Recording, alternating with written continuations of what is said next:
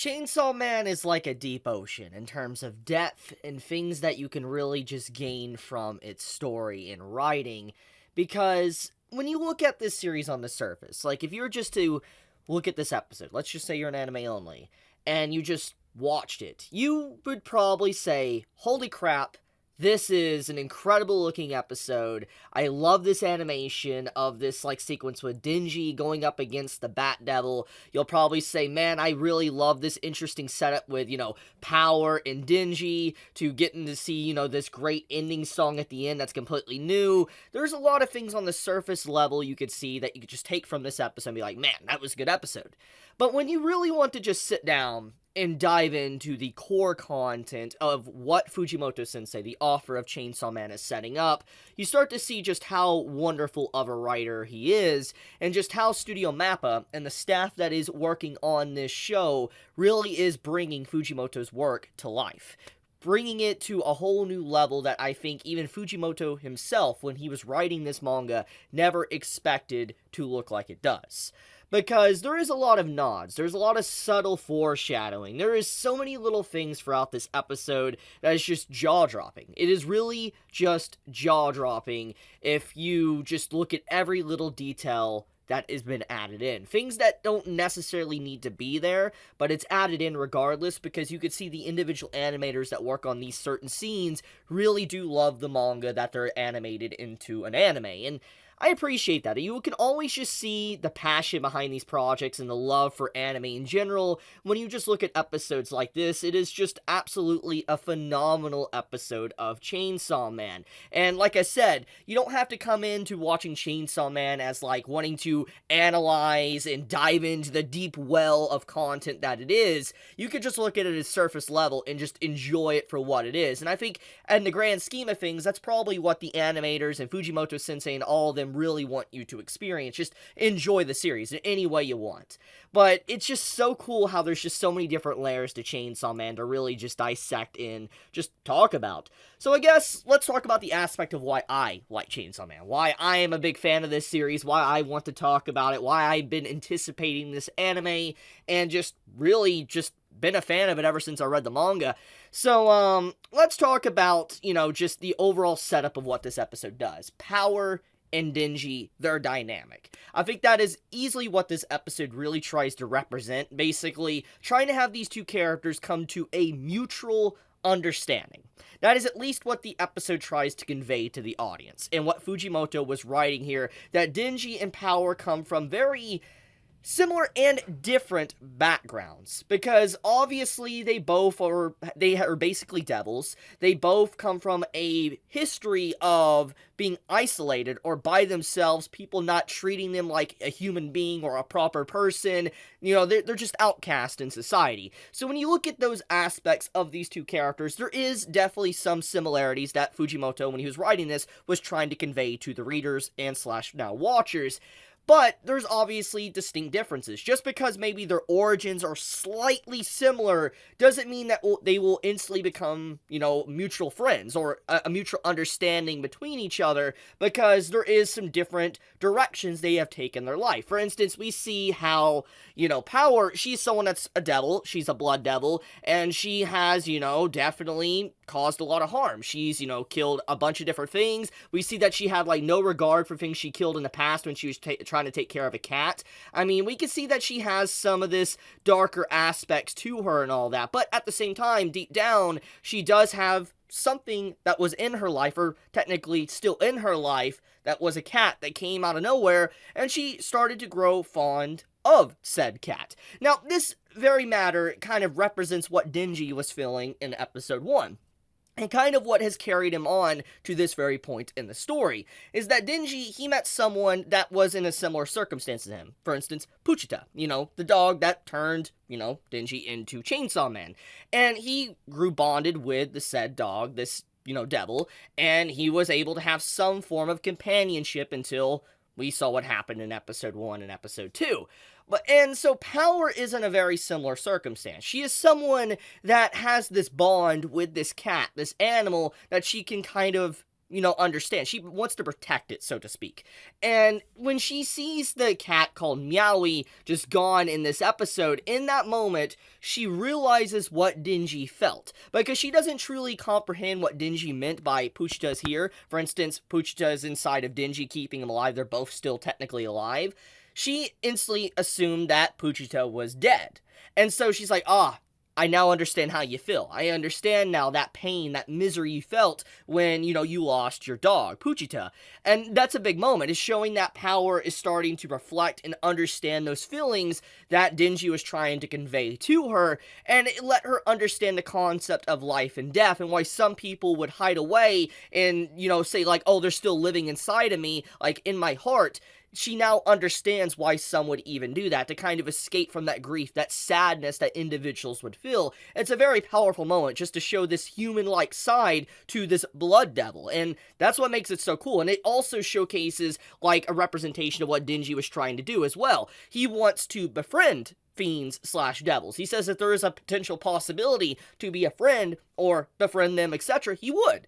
And this is kind of showing that spark of friendship, that Denji notices power is grieving. He's sad. She's sad. I don't know why I said he. She's sad and upset. And because of that, Denji, wants to do something for power, which is why this entire fight began at the end of the episode. It's a very good moment. It shows that they were kind of on a similar wavelength.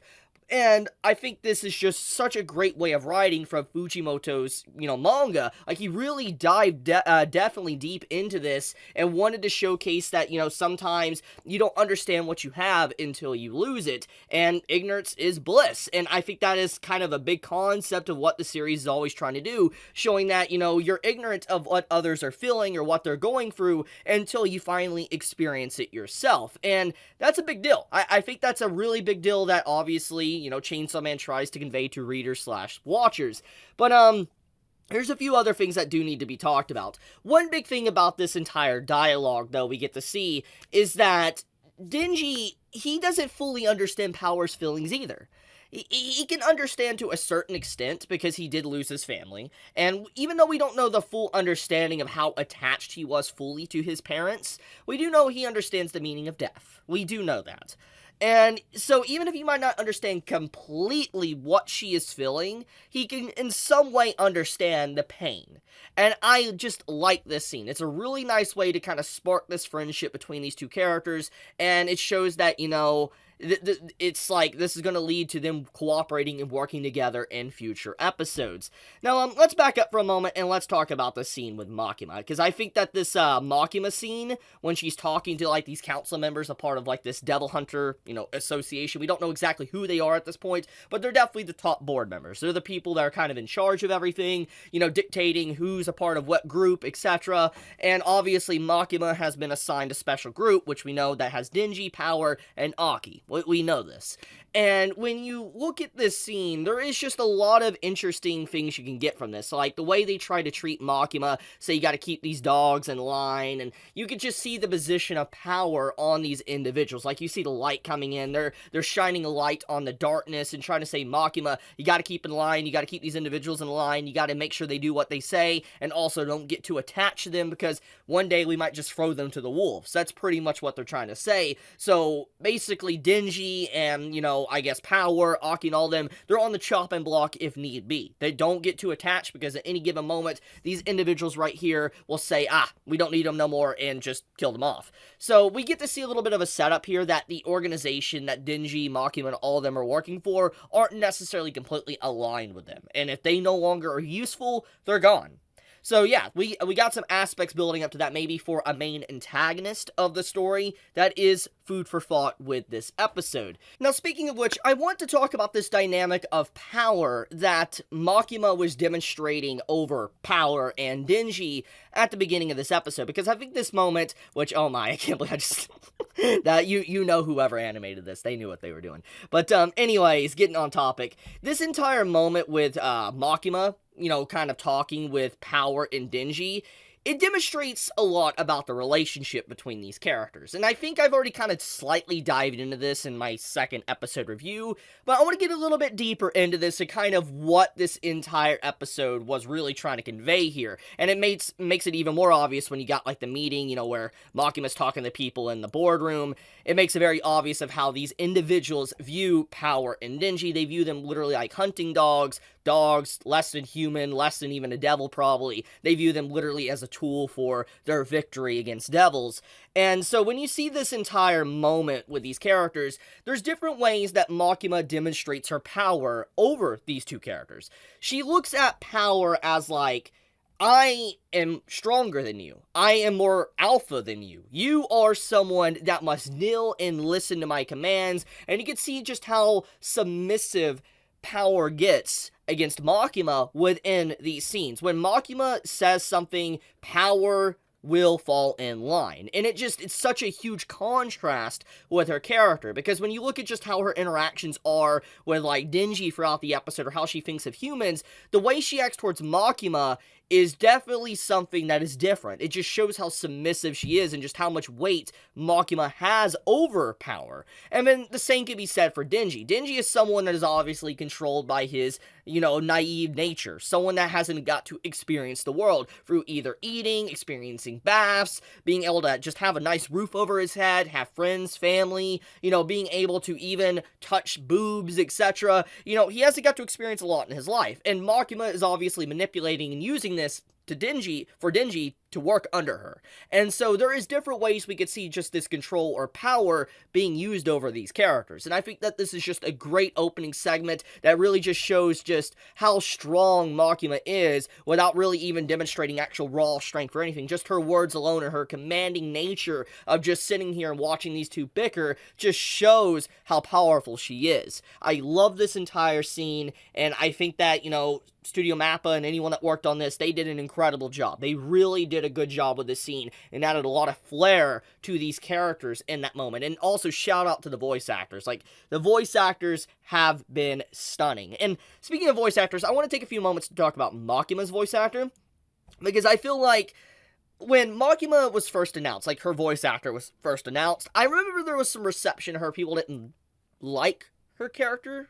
voice that much. I remember there was. I don't know how loud that minority or majority is now. I'm not going to really dive into that. But the point is, I know there was some that didn't like her voice. And I'm just asking you guys that, watch my video, how do you feel about Makima's voice actor? Because personally, I really do like the innocent nature of her voice, of how it just sounds very feminine and innocent. And it's a great voice for the character, and it fits like scenes like this just so perfectly, because when you just see how she's just so commanding to Power or to Denji, it's like, whoa. And I don't know, I feel like that really fits so freaking well with it. So let's take a few moments to talk about this action sequence of this episode. So I really think that overall, in terms of Chainsaw Man versus the Bat Devil, it's just straight up beautiful. That is the words that come to mind when I just look at this. There is so much here, so much beauty, the mix of CG to 2D to just like the raw nature of the gory blood and everything. It's a phenomenal action sequence. That's really all I'm gonna say. It's a Sakuga scene. Like, it's beautiful. Like, everyone that worked on this, they really brought the manga to life, and it's stunning. It's just simply stunning. Easily one of the best episodes of Chainsaw Man. And, I mean, it's not just the fight sequence that carries it. It's the talking moments mostly throughout this episode. But this is a nice cherry on top to a phenomenal episode, with just how beautiful the action actually is. But there is a few things that do need to be dived into. Makima early on in the episode does say that devils get their strength from fear. For instance, the more that people fear them like humans, the stronger they get. For instance, she talks about like a coffee devil. People don't probably fear coffee that much. There's probably a few people out there that probably fear coffee, and those that probably fear coffee might be those that are allergic to it. But overall, the overall majority do not fear coffee, and they just drink it. But when you think about a car, which she brought up, people fear cars, because when someone gets into a car, they look at it as if it's a weapon. You know, it's dangerous. Very, very dangerous. And so a car devil would definitely be stronger than, let's say, a coffee devil. And so this question starts to appear in your mind when you see this episode. Is Makima trying to build up Chainsaw Man, aka Denji, to make people and even maybe devils fear him? Because that's a big question. Because we know that apparently humans can fear devils and they make them a lot stronger. But can the same be said for devils? If devils, let's say this Bat Devil, which we clearly see he has fear towards Denji within this episode, if he is to fear Denji and more devils find out about this, etc., would Denji's power grow? Would he get a lot stronger because of that? See, that is the question that comes up with this fight, because it's implied that that's what Makima is trying to do. We'll have to see. But I guess I'll leave the video at that for now. Overall, this is a great episode. I love the new ending song as well. It's just phenomenal. Like, it's just straight up a phenomenal episode. I also love this symbolic nature of, like, you know, Mother Mary, Makima. Like, oh my goodness. Like, this is... I don't want to dive too deep into that because it's like... Yeah, I'll let it be for right there for right now. But I love how Makima is being symbolized as, like, a Mother Mary-like figure. Just... Yeah, it's good. This is legitimately good. Anyone that is working on this ending song, they know what they're doing. They know what they're doing, and I think that this is just nice. It is a really nice nod, and yeah, just symbolic, which is one of the things I really love. But, okay, I'll leave it at that. If you enjoyed the video, you know, do leave me a like if I give you any form of entertainment, etc. But be safe, everyone. I love you. Chibi out.